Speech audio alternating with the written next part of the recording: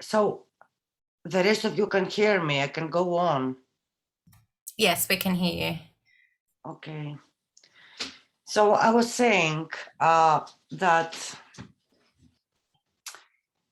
this form, the urban, for him is mental, but it is also materialized socially, which for him also means spatially. It couldn't be otherwise for him, granted his programmatic ideas on space. And though, however, he seems indecisive about the exact spatial status of the urban. We can understand that for him, it cannot be reduced to certain materializations, certain arrangements on the stone, let's say, but also that we cannot think it without some of them, perhaps, or in any case, we cannot think it in the air without any material or spatial underpinnings. And he gives some characteristic examples of such underpinnings. It is the lights, especially the lights in the night, and it is also the street. First of all, the street. This space of the city, I would comment, that has been discussed so much in various theories. One could think here of Benjamin, for example, or of the situationist Guy Debord, who worked a lot with Lefebvre for some time. This has to do with the way Lefebvre lets us understand the relationship between the urban and the city. I'm going to make you post. Is it okay now?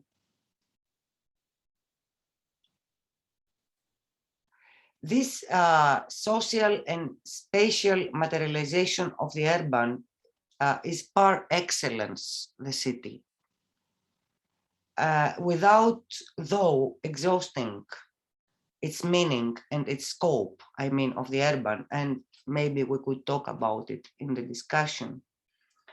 In short, cities for him constitute the basic crystallizations of the process of the urban, the movement of the urban, and the basic spaces in which one can read and assess it. Another note here having to do again with Greek language. I think that Lefebvre would be happy to have known the most well-known etymology of the word polis, the Greek word polis, according to which it stems from another word meaning vicinity, closeness. And he would even more be happy to have known the etymology of the word agora, sometimes you say agora, which designated the core of the Greek city, or of the cité in his own terminology. He sometimes uses cité for the ancient Greek city. Agora, the core of the ancient city, comes from a verb meaning to gather together, to bring together. Although nowadays, and of course this is again a very telling point, and a very telling point in terms of what Lefebvre himself has to say about the crisis of the modern city. Nowadays, with the word agora in Greek, we understand the market. Now, in order to start to understand the importance that this distinction he draws between the city and the urban has for his critique of the contemporary city, we have to point out an asymmetry in the evaluative load that the two terms carry in his writings. The city has either a descriptive or a neutral sign, to the extent that it refers to certain cities in history, or it has a definitely positive sign. And this again in two respects, either to the extent that he speaks specifically of the city preceding the critical point he believes we are going through in the present society, or to the extent that with this word, he definitely designates a high value, as it is after all made clear by the very title of his most well-known work on the city I referred to before, The Right to the City. I will say more below about what this well-known phrase, which has even become a slogan, means. But for the moment, I'm just saying that for him, the generalization and securing of this right depends on the situation, the quality of the urban. This means that the term urban does not have an ambiguous load, evaluatively speaking, unambiguous in Lefebvre. When, for example, he says the urban revolution, the title of his other very well-known book on the city, the urban here is like an Janus, the Roman two-faced god. It designates realities that for him are evaluatively contradictory. I would suggest that ultimately for him, the urban designates definitely a value, a supreme value, but in principle and rather in its starting, its beginnings. And it is a value to the extent that it keeps a certain anchoring connection to the city. It is nurtured therein. However, it can degenerate, and this is what happens today, according to him, within neo-capitalism. At the same time, it must be noted that the urban expands everywhere and definitely overcomes the boundaries of the city. A first step in order to see this degeneration requires to stay more on these trains and definitely potentially misleading word, centrality, by which we saw that he defines the urban.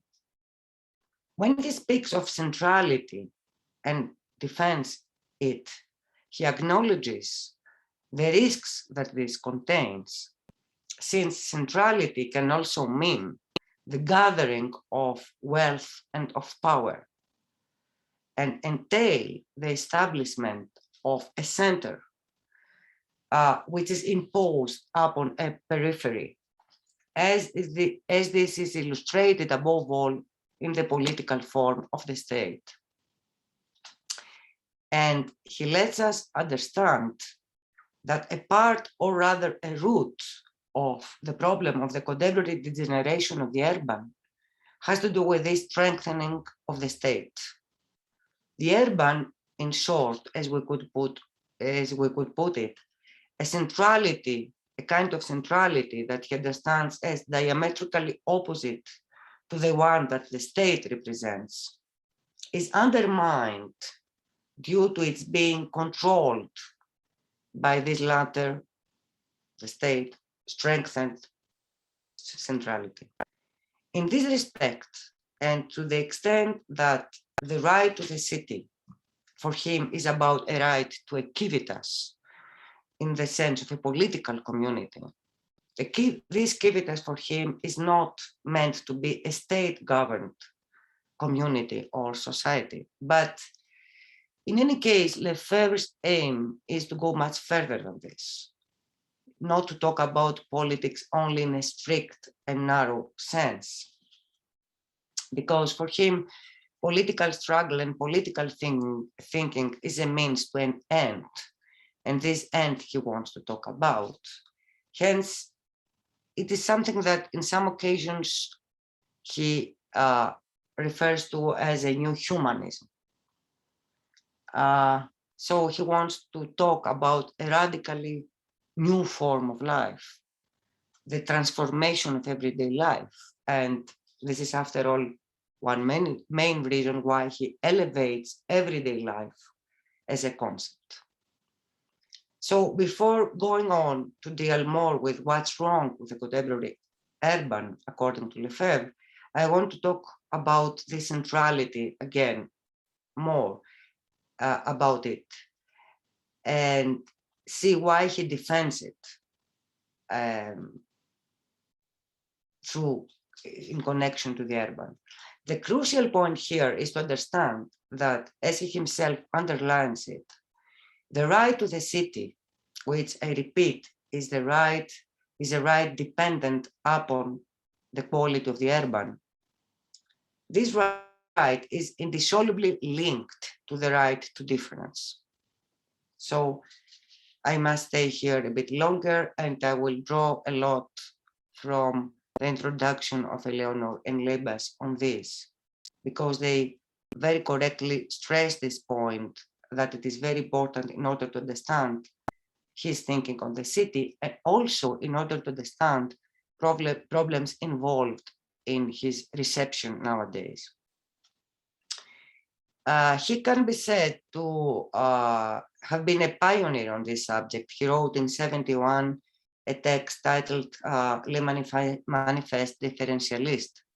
But Lefebvre's elevating the concept of difference is long distance, as Eleanor and her collaborators stress, long distance from postmodernist thought, for which, as we know, difference is something emblematic. It figures prominently therein. For him, for Lefebvre, one could not speak of real difference and at the same time of its perception and experience.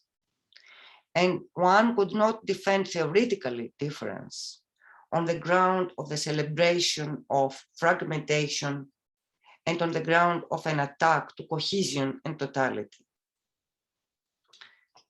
As we read in Eleanor's and Lebas's introduction, difference for him arises out of struggle.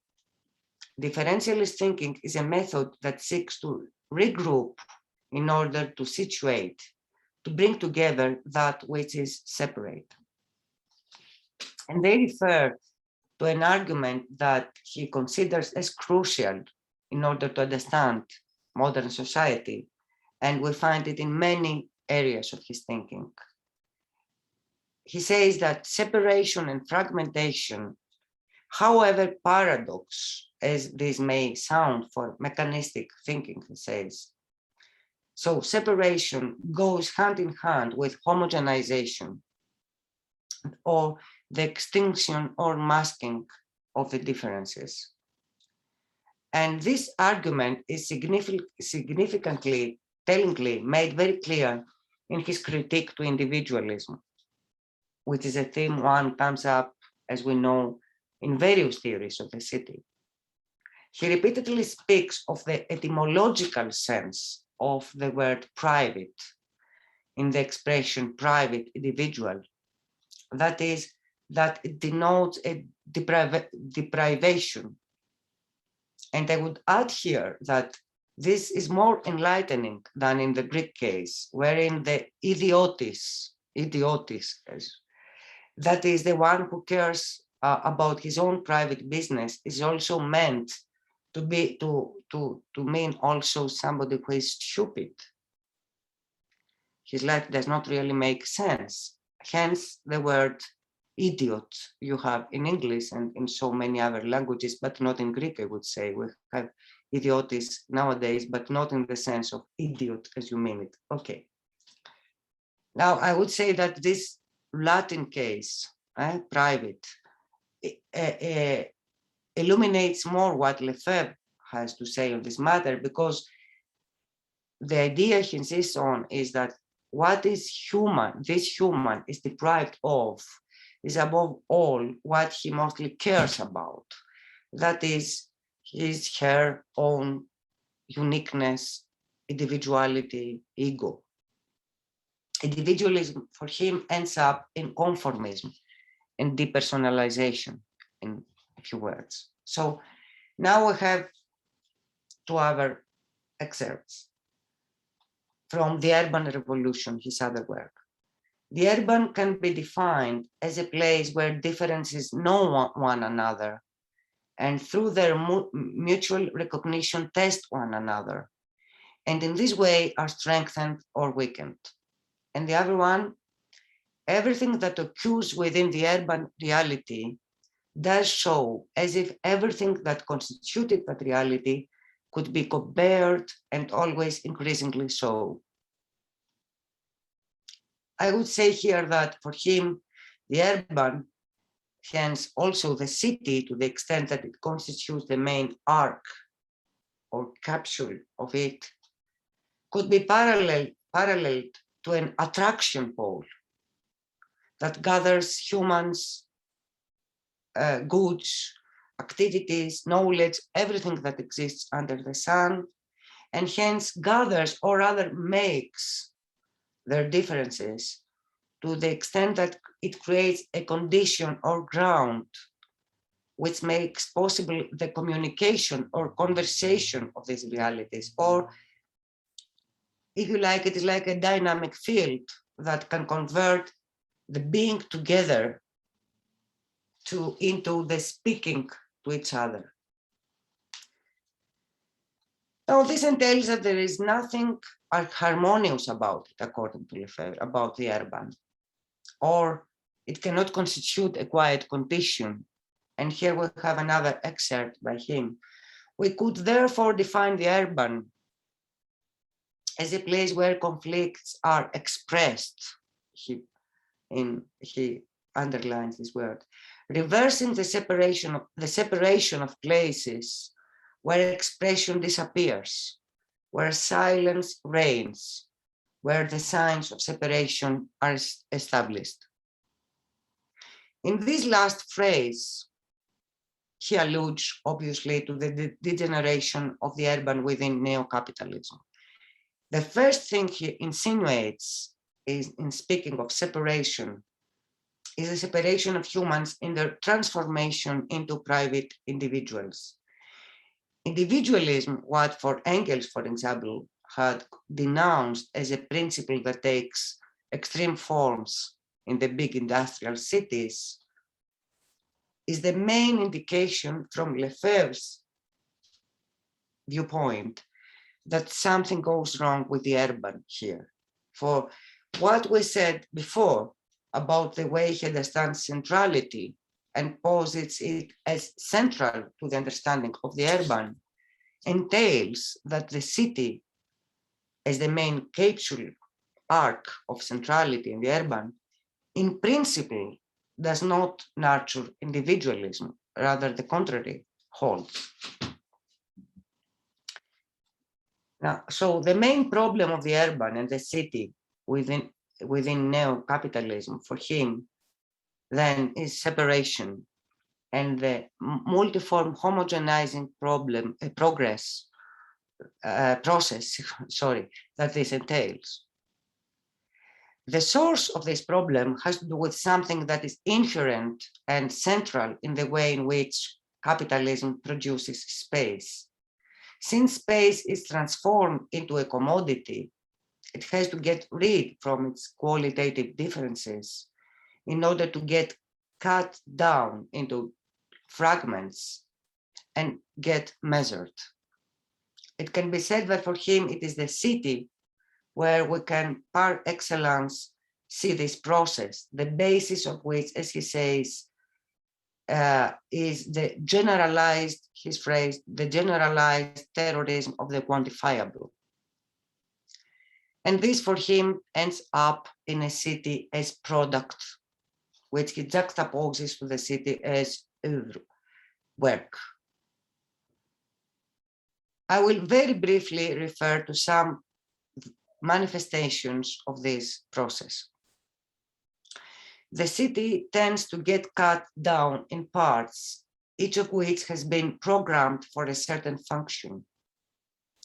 With the old historical cause of the cities, the main spaces which have nurtured centrality being transformed into spaces of consumption, and at the same time spaces of consumption of space under the auspices of the tourist industry. I note here his famous phrase in order to characterize the neo-capitalist society: bureaucratic society of controlled consumption. But this process is more clear than in any other version of the city or space of the city in the creation of what he terms and we know as new cities like Muro, the city that was founded very close to his own birthplace. And he says that there modernity opened up its pages for him.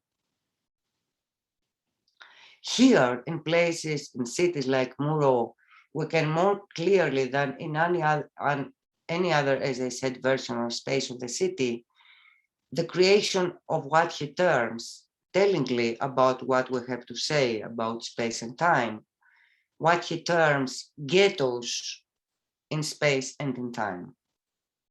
And finally, as said above, the major place to assess all this, and along with it, the overall quality of the urban is the street, which is not, as he notes, anymore the place of the crowd. We could add, as so many thinkers of the city thought of, since it is not anymore so much a place for crowds of humans, but of the object pilot, as he says, the car.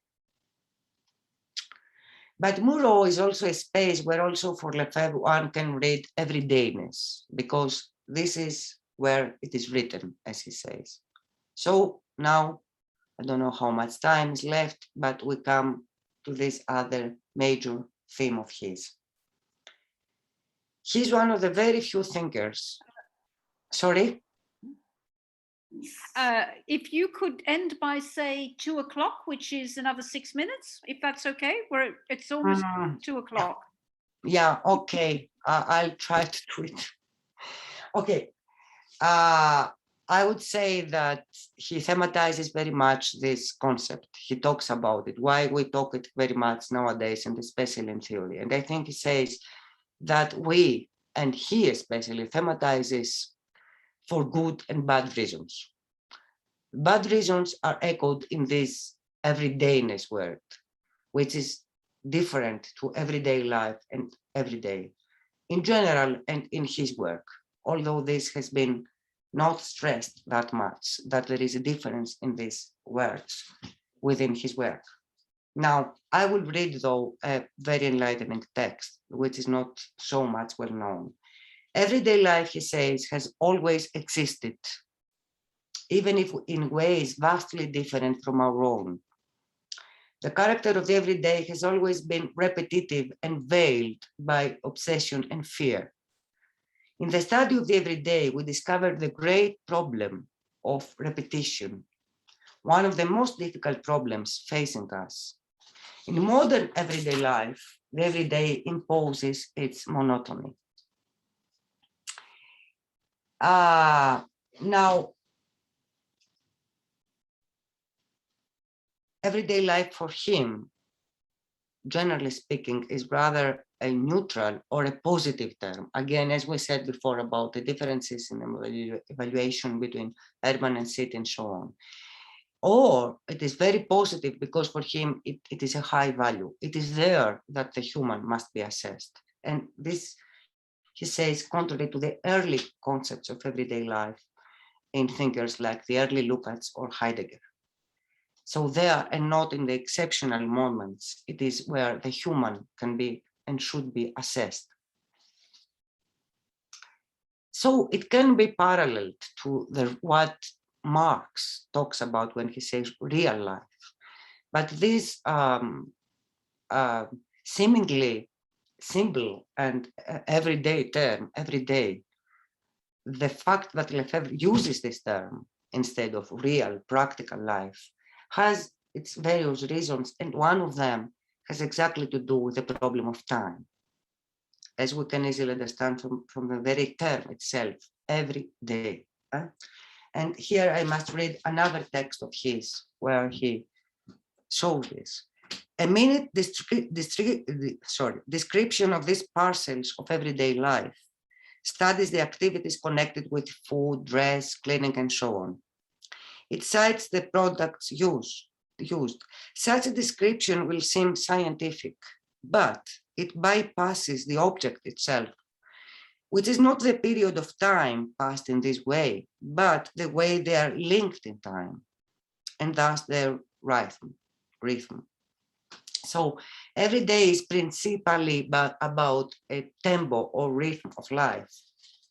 Or if you like, what kind of time, what sort of perception and experience of time comes out of the anthropological constant of repetition. And I think that this already shows how every day is linked to space in the city, because every day has to do with time. And for him, time is internally linked to space. This is the other idea I didn't mention in the beginning about space, a programmatic idea. Actually, we have, I think, more or less his statement that I care about space because I care about time. This is the supreme good.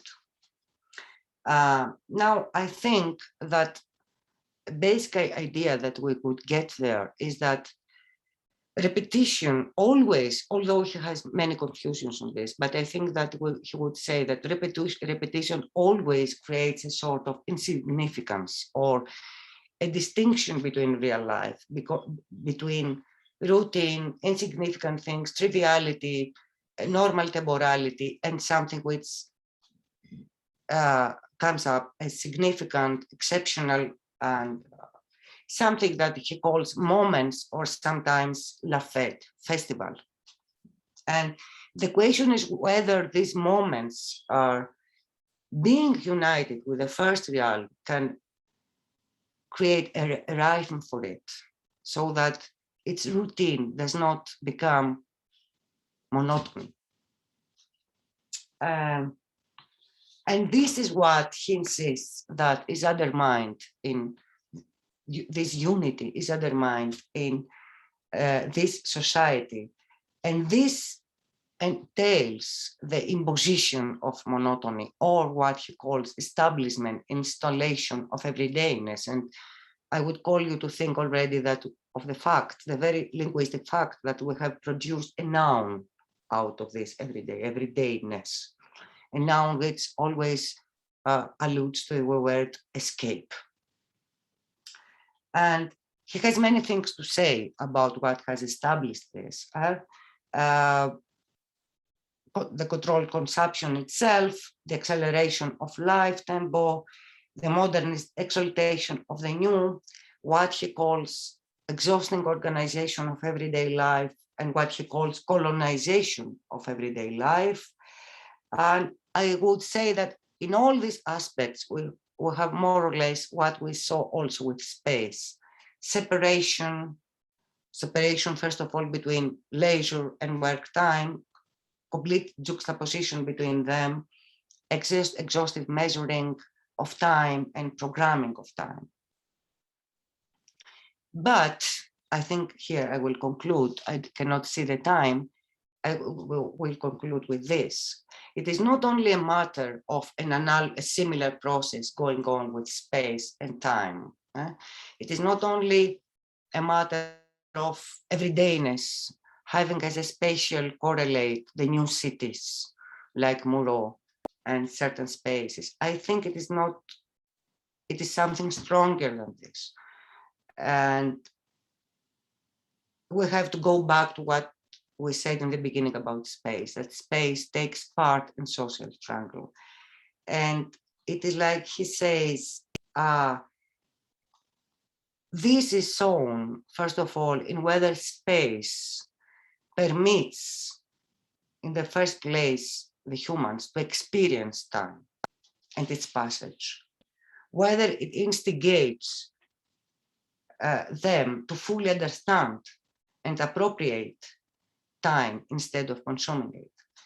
And this he responds in the negative. Here we have another text saying, with the advent of modernity, time has vanished from social space. It is recorded solely on measuring instruments, on clocks, to the effect that time leaves no traces, but it is concealed in space. That this permits us to extrapolate that a space concealing time and its passage And so we could add undermining memory, to remember also here of Benjamin and memory and the city.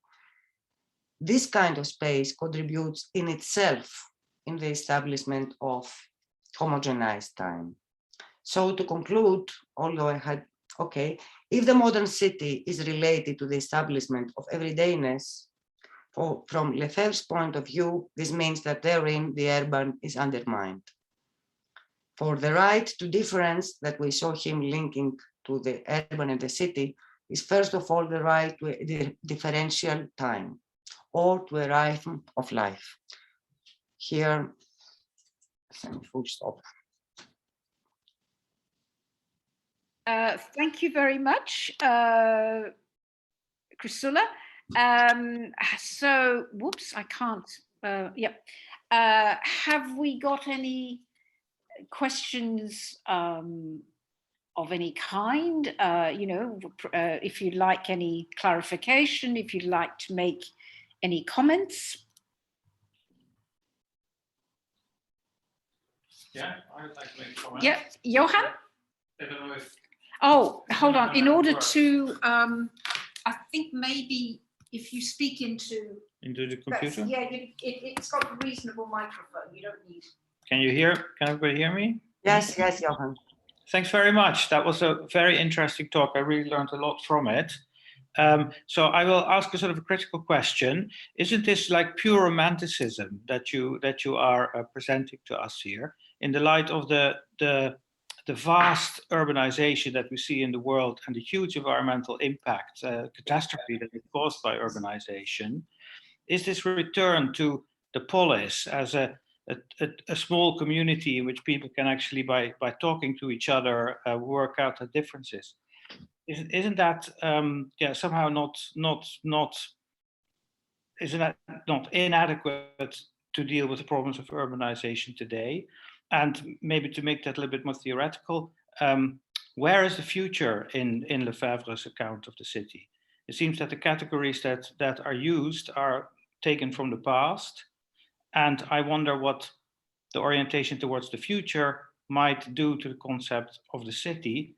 Marx and Engels write in the Communist Manifesto that one of the things that will happen after the revolution is that the distinction between the city and the country will be overcome. So I always think of the future of the planet as one without buildings and without cities. And I would like to know what you think about that. Thank you.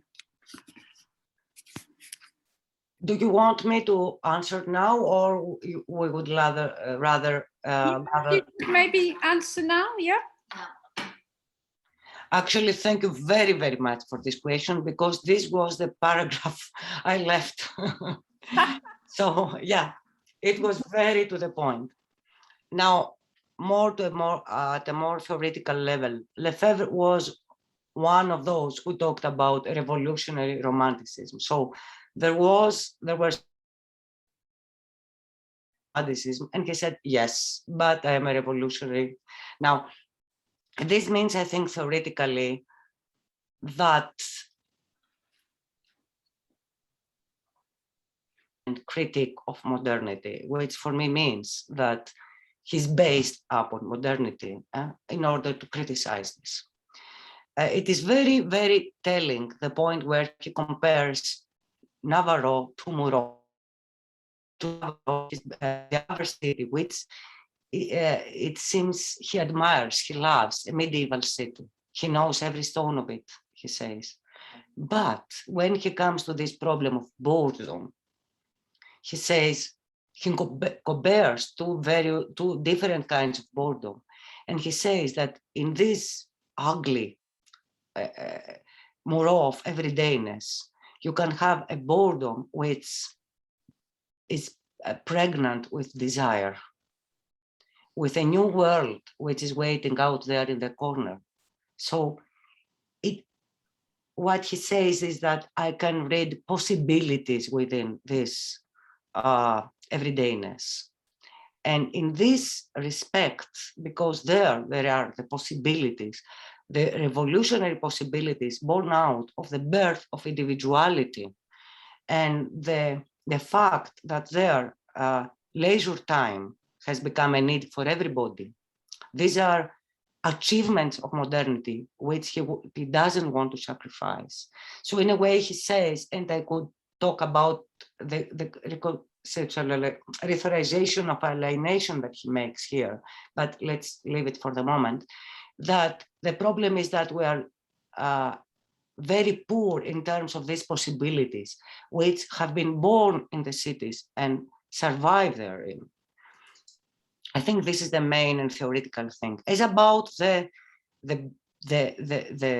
extent or the size of the cities, on the contrary, I know I have not really presented him very fully. This is the problem he has with Engels. He doesn't want to have a bounded, to have a limit in the expansion of cities in the sense of that size, because he says Engels does not think, that has not thought what will happen with centrality here if we put this limit. So he's a very strange mixture, to conclude. He is a mixture of modernist and romantical at the same time, because he always wants to say that in this process to the future, we should not forget the achievements of the past.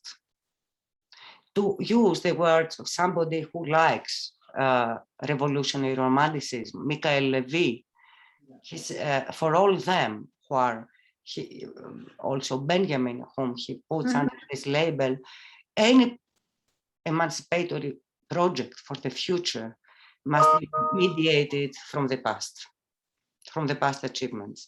I think this is his general idea, although if you ask me, there are many confusions about how in his case this separation between the rural and the urban could be overcome. I'm not clear about what he's finally saying on this, and I think he's not clear himself. Thank you. Can I just also follow on that? I think one of the problems here is the notion of centrality, because basically the right to the city is the right to the center. And what he is saying there, because he's writing, of course, at the end of the 60s, which is when the working classes are being pushed out of the center. I cannot hear. Oh, that the working classes are being pushed out of the center. I cannot hear. Oh. I'm not muted. No, that's me. Oh, could you unmute? Oh, No. Yeah. Now you can hear. Okay, that was Rima who was muted, and I'm being muted as well. So I think it's this problem of centrality, because he was writing at a time when the working classes were being pushed out of the center to the suburbs, at the time when the suburbs really had very little. So there's this tension between the city, largely viewed as the center, and which he argues everyone has the right to, and not just as a tourist or a passerby, that they have the right to be a citizen. And of course, that's the other word which we could bring in from civitas, the French citoyen. And citizenship is so important to him, because that's the whole point about rights to the city, means rights to what the center gives you, rather than being pushed out as the working classes were and migrants were as well to the urban periphery, which had no amenities and had no civitas in a sense. Yeah. So I think that's also something that he kind of, again, doesn't quite overcome. It should be more than romanticism, because the right to the city actually is that. It's not a romantic notion, I don't think.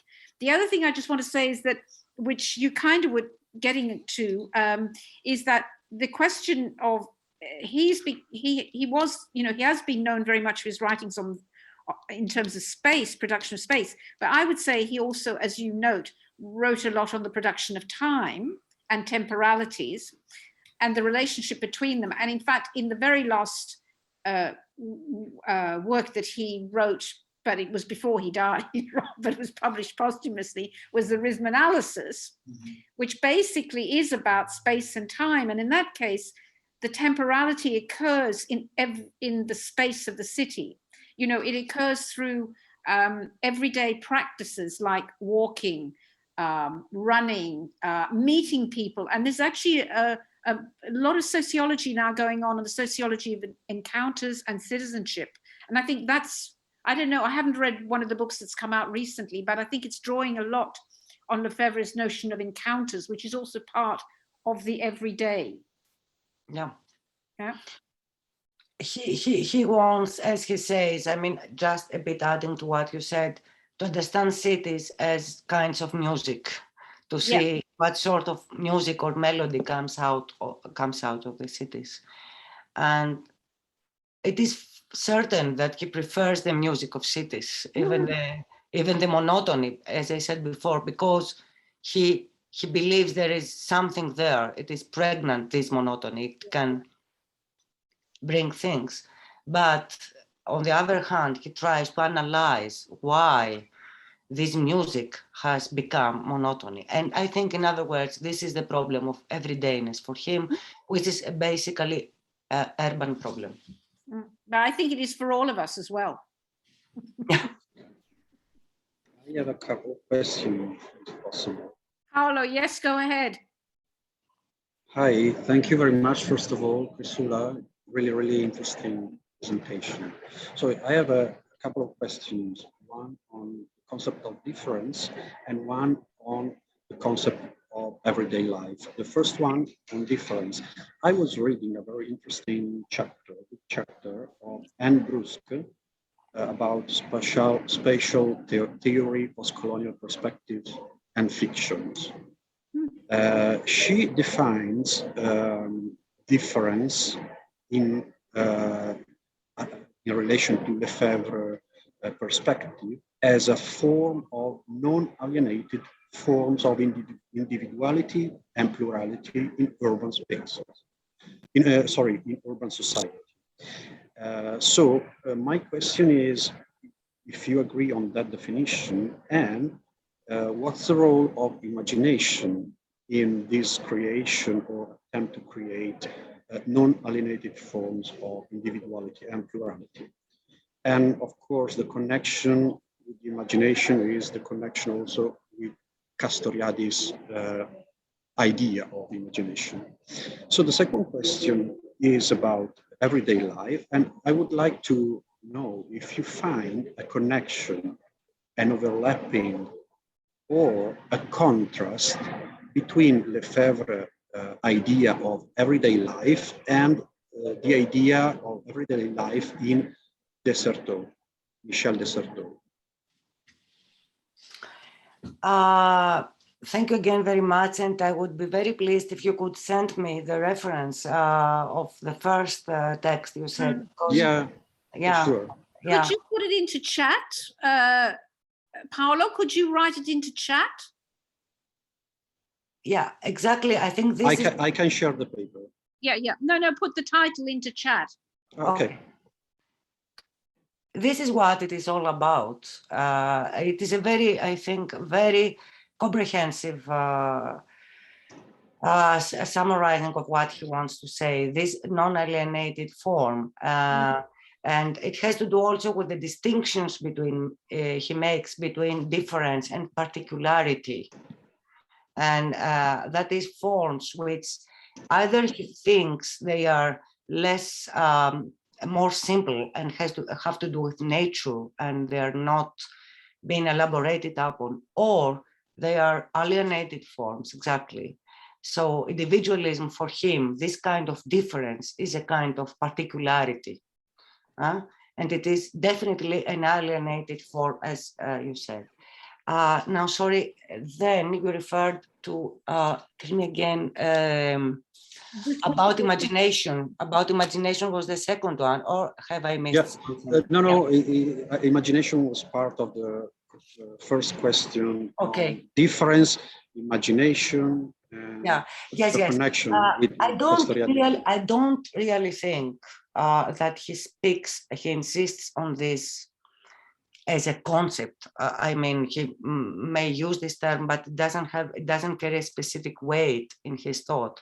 But of course, I think you can sense it, you can echo it in all these elaborations where he juxtaposes the product to the, sorry for my French, Leonor, the oeuvre, the work, because there, in order to talk about producing life or producing the city as a work, of course he talks about imagination, because he talks about art, producing in the form of art.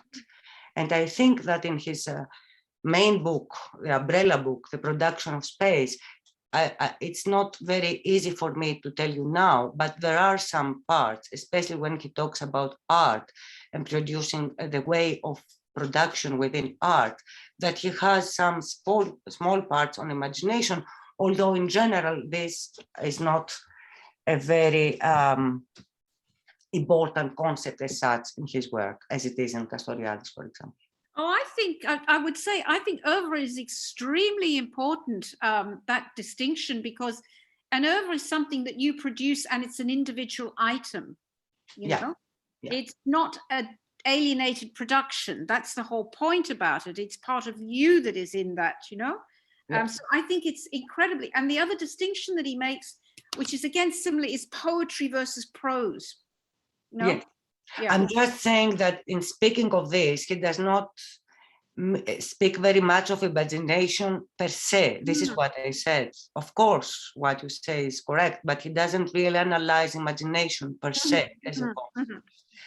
Now, about everyday life, I think the main difference with Desserteau is Desserteau, first of all, does not have so much a philosophical analysis of this concept that Lefebvre tries to do. Very few thinkers of everyday have this analysis of a philosophical scope. Why do we need this concept? Why have we elevated it to a status of a concept? And why do we need it for a meta-philosophy, as he says? That is, for a critique of philosophy and theory itself. I think from the things I know about Desserteau that this does not exist there. There is not this philosophical background analysis of the concept that I think is the main virtue and power of Lefebvre's analysis. On the other hand, and although Desserteau draws a lot from Lefebvre, and mainly, you know, this distinction between strategy and tactics, the main difference is that he prefers to remain on the field of tactics, and also he does not share this basically Hegelian Marxian idea of Lefebvre, that of the micro and the concrete, the idea there that the concrete is concrete and it is richer because it contains the abstract, so we cannot separate them. These are the basic things that I would say about the difference. Thank you very much.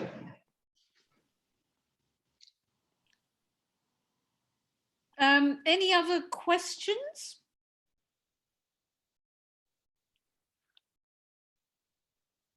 I would like to say something for Paolo. Okay. Because he's Italian, I understand. I would like to say that two of the most interesting books I have read on everyday life were Italian and not translated into English. One is L'Uomo Quotidiano by Roberto Mancini. And the other one, I think he also refers to Desserteau, is an Italian sociologist called Paolo Jedlowski. He has done a lot of work on the sociology of everyday life, and unfortunately it is not in English, but they are, I mean, Italian-speaking literature is very interesting on the problem of quotidianità and everyday life. Thank you for the suggestion, really, thank you.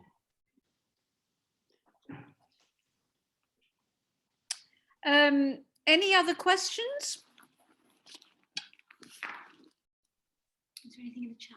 Sorry? Is there anything in the chat? No, and there's nothing in chat except Paolo's excellent reference, which I've noted down for the book.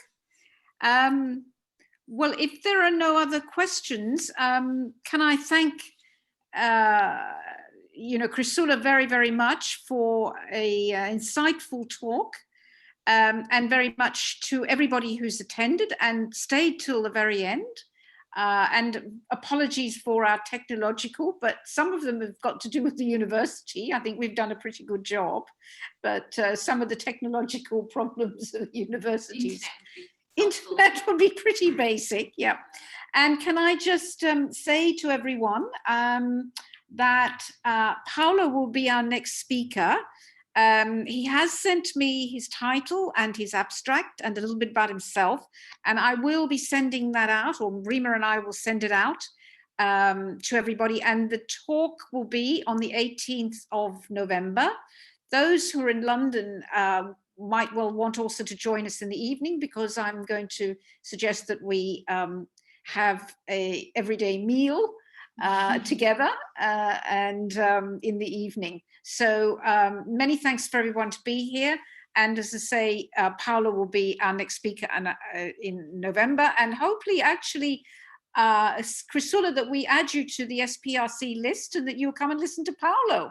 Thank you very much. And Thank you. And then after that, on the 9th of December, it is the 9th, isn't it? Yes. Yes, is Rima who will be talking. So I'll add you to our list, yeah? And very much welcome you from a distance, which we can do now. Yeah. Yeah. Okay. Thank you, everybody, again. And it was a pleasure to have you. Yes. Bye. Goodbye.